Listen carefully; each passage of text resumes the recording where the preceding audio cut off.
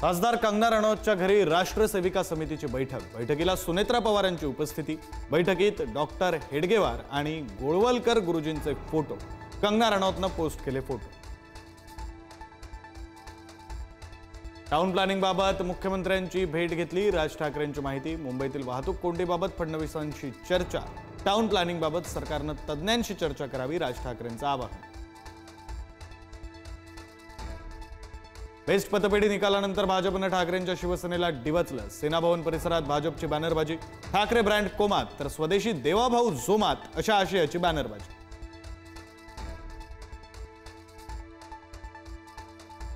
उपराष्ट्रपती पदाच्या निवडणुकीसाठी मुख्यमंत्री देवेंद्र फडणवीसांवर मोठी जबाबदारी। एनडीएच्या उमेदवाराला पाठिंबा देण्याबाबत महाराष्ट्रातील सर्वपक्षीय नेत्यांशी साधणार संवाद।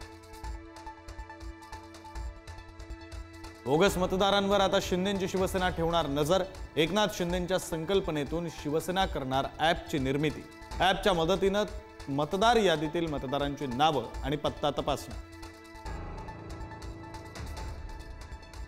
नाशिकमध्ये सिंहस्थ कुंभमेळ्याच्या नियोजनामध्ये आता मंत्री छगन भुजबळांचीही उडी। भुजबळांच्या प्रमुख उपस्थितीत आज महत्त्वाची बैठक। पालकमंत्री पद न मिळाल्याने भुजबळ नाराज असल्याची चर्चा। कीर्तनकार संग्रामबापू भंडारेंचा नथुरामच्या वक्तव्यावर ठाम। दिलगिरी व्यक्त करण्यास पुढारी न्यूजवर भंडारेंचा नकार। संगमनेरचा वाद आणखी तापण्याची शक्यता। बाळासाहेब थोरातांना धमकीच्या निषेधार्थ संगमनेरमध्ये सद्भावना शांती मोर्चा। काँग्रेस आणि विविध संघटना मोर्चात सहभागी।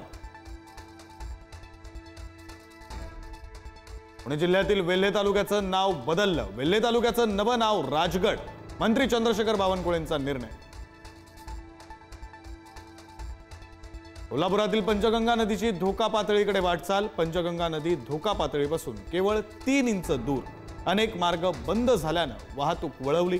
12 कुटुंबातील 151 नागरिकांचं स्थलांतर। 139 पूरग्रस्त भागातील शाळांना सुट्टी।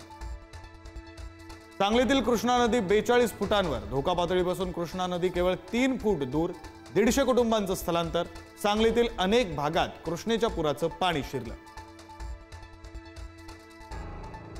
3 दिवसांपासून सुरू असलेल्या पावसामुळे जायकवाडी धरण 97% भरलं। जायकवाडीतून पाण्याचा विसर्ग। नदीकाठच्या गावांना सतर्कतेचा इशारा। पुणे जिल्ह्यातील 26 पैकी 22 धरणातून विसर्ग सुरू। खडकवासल्यातील 4ही धरणं पूर्ण क्षमतेने भरली। खडकवासलातून 40,000 क्युसेकनं विसर्ग। भिडे पूल आणि जयंत टिळक पूल पाण्याखाली।